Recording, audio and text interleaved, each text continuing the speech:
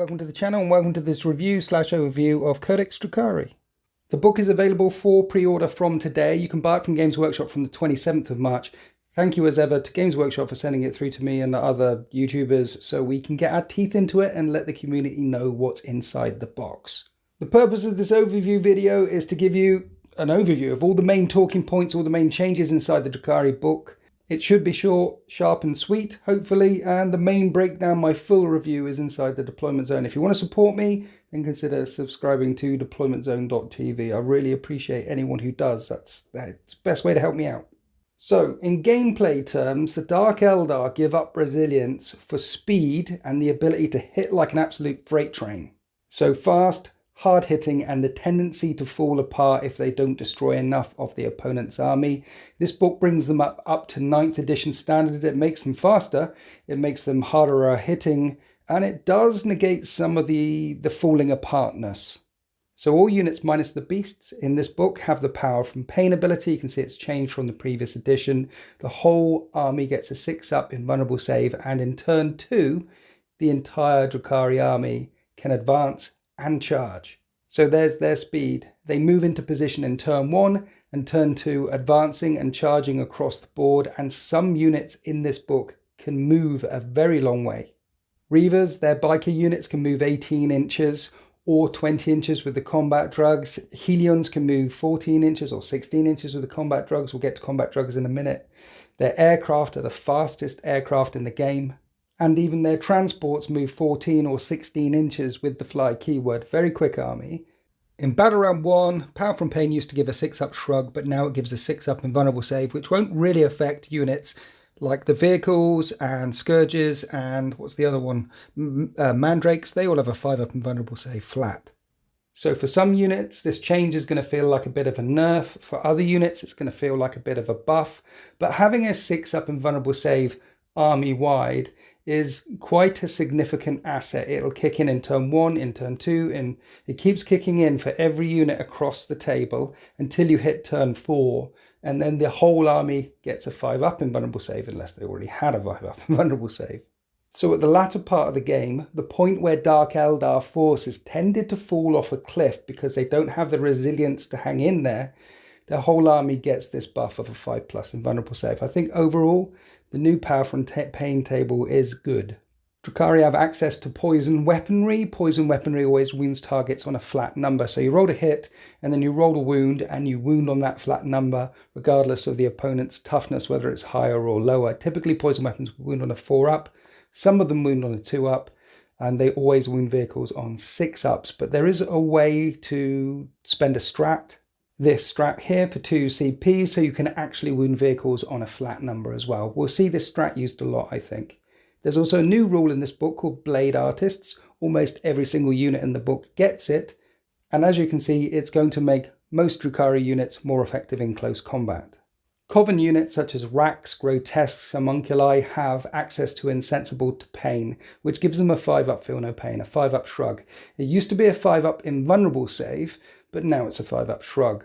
Considering that in the previous book there was a way to modify that 5-up invulnerable save to a 4-up invulnerable save, it was highly annoying. Trying to kill a unit of 6 Talos Pain Engines as they move up the board towards you with 4-up invulnerable saves, it was a tough ask. But now those Pain Engines are going to have a 6-up invulnerable save because they're going to be inured to suffering, the Power from Pain table, and a 5-up Shrug. Don't worry, Dark Eldar players, there's ways to buff them. We'll get onto that in a bit. So, as a general rule of thumb, the army has a 6-up invulnerable save at the start of the game, or better, because it's inherent in their data sheets. Coven units will have a 5-up Shrug, and they're a bit better in close combat. Then we have access to combat drugs, which affect witch units. So which cult units can pick combat drugs? Previously, you couldn't pick the same one, you had to roll for them randomly, but now you can pick the same one if you want to, or roll randomly, and if you roll randomly, you roll 2d6 and get the effects of both of those dice. If you roll double 3s, then you keep rolling until you've rolled 2 separate effects. So for example, +1 toughness, Painbringer to your Reavers, you can get 3 units of Reavers now and make all your bikers toughness 5 should you choose to. You can give your Helions or your Witches or Grave Lotus to make them an increased strength, but honestly the combat drugs are so useful, it might be worth actually rolling 2d6 and getting the effects of both of the dice rolls. So Drukhari are a fast, hard-hitting army from the pits of hell, and you can assemble them using the normal detachments from the main rulebook, but you're going to miss out on a lot of benefits. Those benefits being Drukhari obsessions, which are like chapter-specific traits in a Space Marine book. The obsessions signify what cult or coven your army is from and what it does. How do you unlock your obsessions? Well, you bring patrols or a real space raid. Essentially, this book allows you to bring any number of patrol detachments you like for 0 CP, and the units in those detachments gain the obsession. There's no rule here that doesn't stop you bringing just one patrol, or doesn't stop you bringing 6 patrols and making all 6 patrols from the same Drukhari obsession if you so choose. Then there is the real space raid detachment. You can only bring one of them. You must have an Archon, Succubus and Homunculi in a real space raid detachment. It doesn't cost any CP as well to bring this detachment. And as well as an Archon, Succubus and Homunculi, you must have at least one Cabal unit, one Witch Cult unit and one Homunculus Coven unit in it as well. If you do that, you gain the obsessions for your Witch Cult and Cabal and Homunculus Coven, and also your Archon's Overlord aura, as shown in the bottom left down here, changes from reroll Cabal core units hit rolls of 1 to reroll real space raid core units hit rolls of 1. So Drukhari players are either bringing patrols or they're bringing a real space raid or a combination thereof. Bringing a real space raid essentially allows your Overlord to reroll hit rolls of 1 for all core units from that detachment. Both ways of building your army allow you to unlock the obsessions. Now, the obsessions have changed quite a bit and there's too much depth to go into them in this overview video. Know that there's 4 core Cabalite units, obsessions, 3 core Witches, 3 core Homunculus Coven core obsessions, but there's also a chocolate box for your Cabals, a chocolate box for your Witches, and a chocolate box for your Homunculus Covens, where you can make up your own obsessions. Some of the obsessions have the all-consuming keyword as shown here for Deadly Deceivers. If an obsession is all-consuming, you only pick one of them. If it's not all-consuming, you get to pick 2. So for example, here are 2 obsessions from the Covens for your Rax, Grotesques or Talos. They're not all-consuming, so you can choose to have both of these instead of one all-consuming obsession. Now, as I mentioned, 3 of the Covens, Cults and Cabals, 4 of the Cabals are not chocolate box. They're listed, such as Prophets of the Flesh here.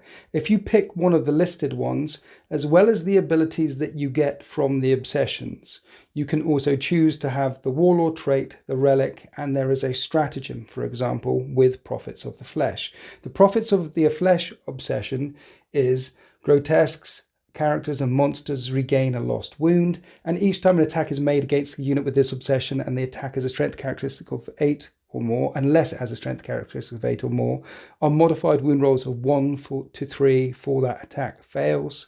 So for example, on your Talos and your Grotesque, they're never going to be wounded on a 1, 2, 3.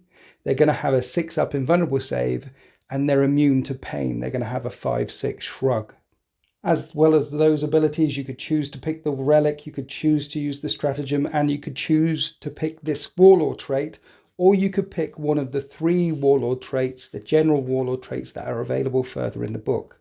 Now, there are only 3 generic Warlord traits available for each Archon, Succubus or Homunculi. At first that seems a little bit curious until you go back and look at the obsessions. In each of the obsessions, there's Warlord traits that you can pick for your Archon, your Succubus, your Homunculus.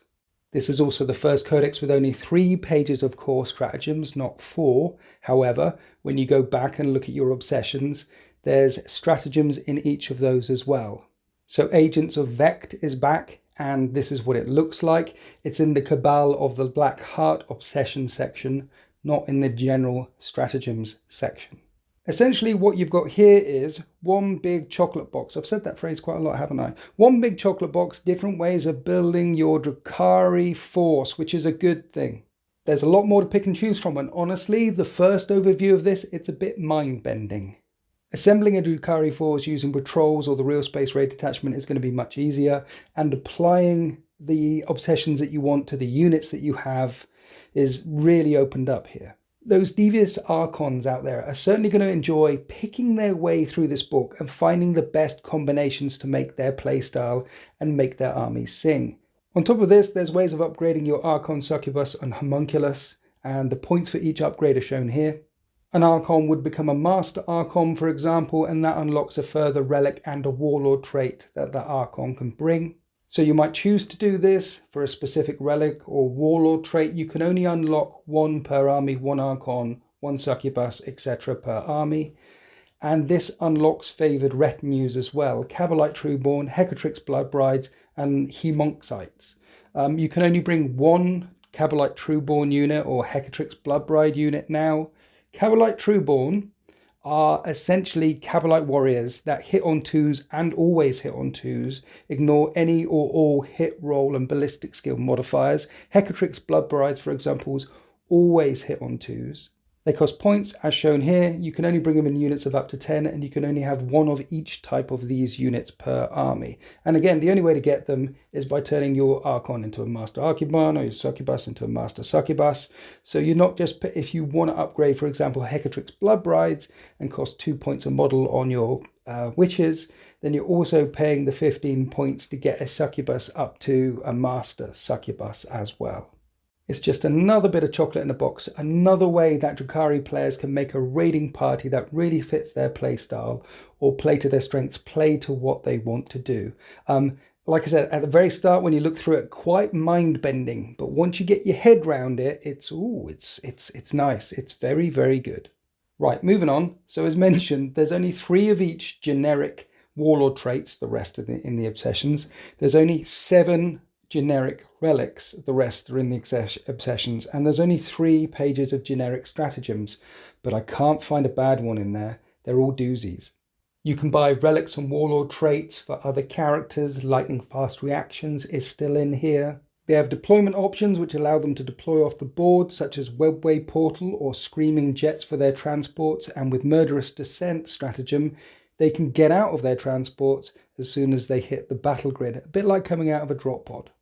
Deadly Rivals is a beautiful one for Reavers and Hellions, and I like Never Stationary as well for those move, shoot, move shenanigans.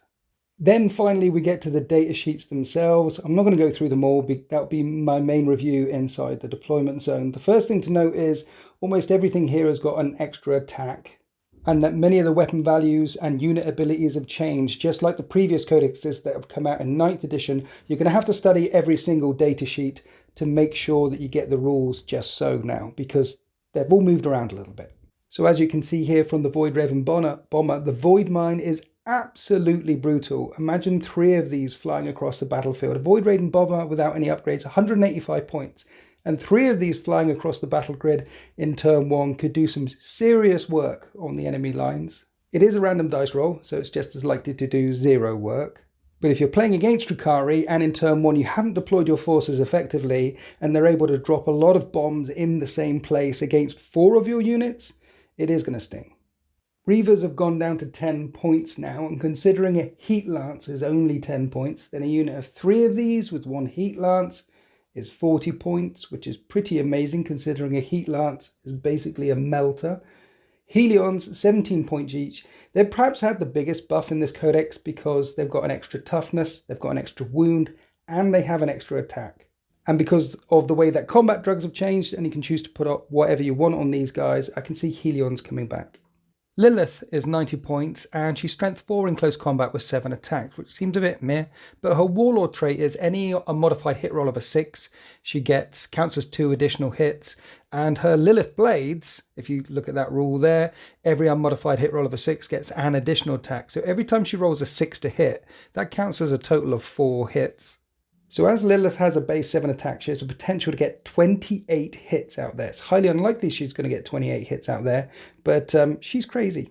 She isn't going to do very well against really chonky boys, but against troops, against low point cost elites, she's going to murder them. Plus, if she kills 1 model at the end of a turn, then she gets to fight again. However, something even better might be a simple Succubus, which costs 60 points. Give her the Warlord trait Quicksilver Fighter. That gets her up to 7 attacks.